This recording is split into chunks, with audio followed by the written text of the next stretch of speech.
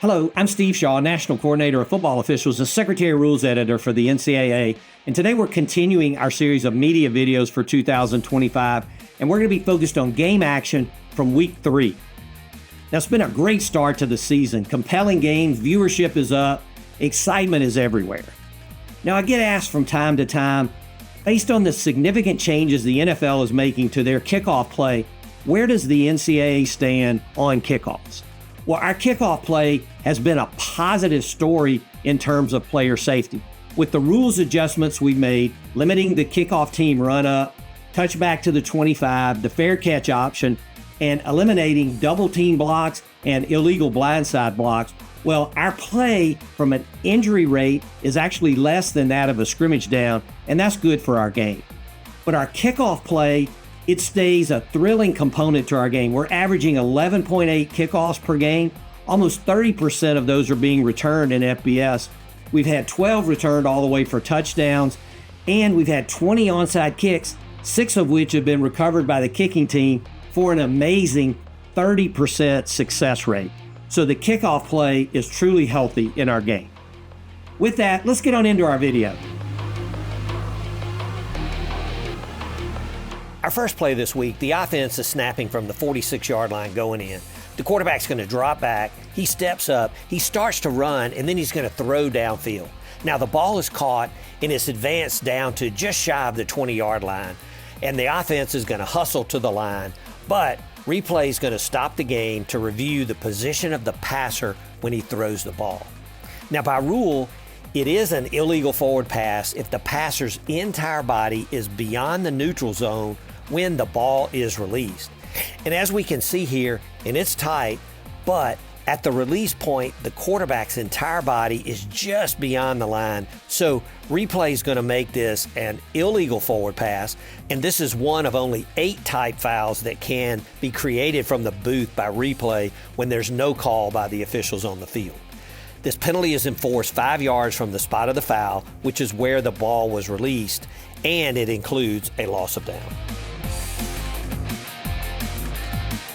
Play 2, we're late in the fourth quarter before the 2-minute timeout. It's 2nd and 10. They throw the slant. It's caught. The receiver is down just short of the line to gain. So the offense is going to hustle to the line. The ball is spotted, and then we have a stoppage in play for an injury timeout. As we look at the timing of the injury, we see that the umpire, he gets the ball just after the receiver is down. He's going to spot it, and then the defender, number 8, is going to go down injured. The crew properly charges the defensive team a timeout. We never make a value judgment on the play, and we see the defender, he plays the previous play without contact. He's headed out of bounds toward his sideline, and then he goes down. And as we take one final look and we focus on the sideline, we see the coach in the off-color jacket. He's going to point to the ground multiple times right before the player goes down. Now, the crew cannot ever begin to diagnose injuries, but they have a bright line. If a player goes down after the ball is spotted, we charge the team a timeout. We know this rule is not perfect, but the early returns show that the ugly potential feigning injuries that we were accustomed to seeing are way down this year, and that's good for the game. Play 3, we have a tie score, 26 seconds left in the game, and the offense has no timeouts remaining. Now the quarterback, he keeps the ball, runs to the left, he's driven back, and the clock continues to run. Now the offense is going to quickly rush their field goal unit out to try to get the kick away before the clock expires. We're going to see the snap. It occurs at about 3 seconds. The field goal is away, and it's good. Now we receive questions. We know by rule, anytime the offense substitutes, the referee goes into the T signal to indicate substitution mechanics, and the defense gets the opportunity to match up. Now, there's one exception to this rule, and that's from our approved rulings that if the offense at the end of the half or game hurries their field goal unit on the field with the clock running, the defense should reasonably expect that the offense will attempt a field goal and should have their personnel ready. The officials will not hold up the offense, as there should be no issue to the defense being uncertain about the next play.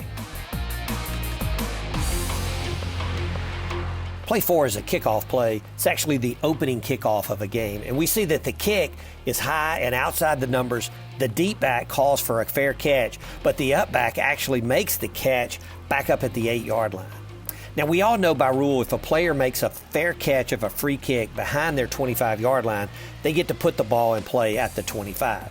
The fair catch signal given by anyone on the receiving team negates their opportunity to return the kick, and the ball is dead when possessed by the receivers. Now, the key here is that the person signaling for the fair catch must complete the catch to get the privilege of putting the ball in play at the 25-yard line.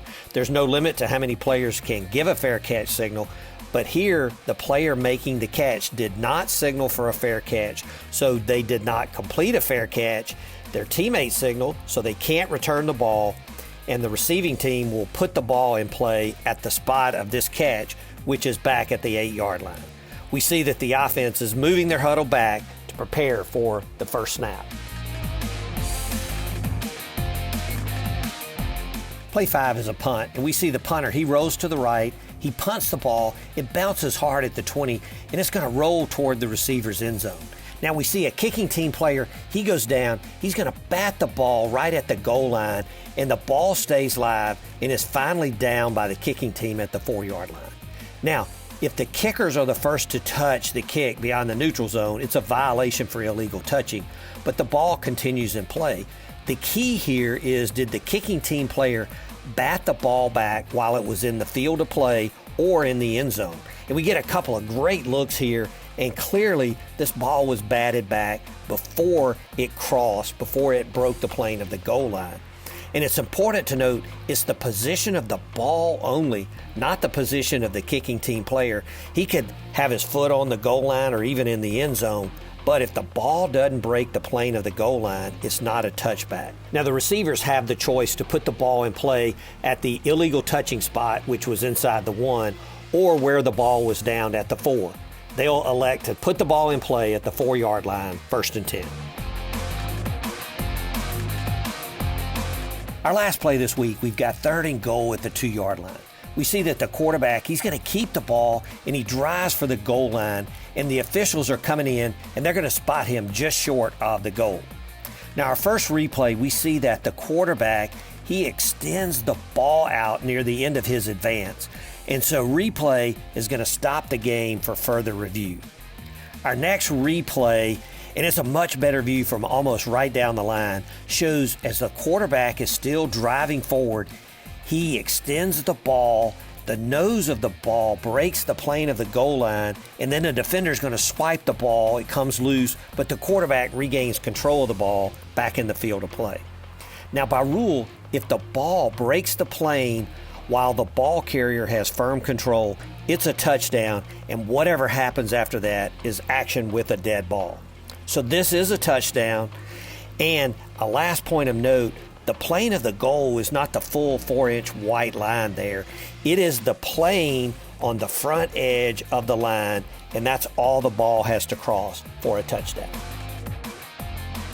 Well, that's it for our plays this week, and we thank you for your time invested, and we appreciate your comments as that helps us direct future videos. As we head into week 4, the intensity ratchets up in our games, so best of luck to all.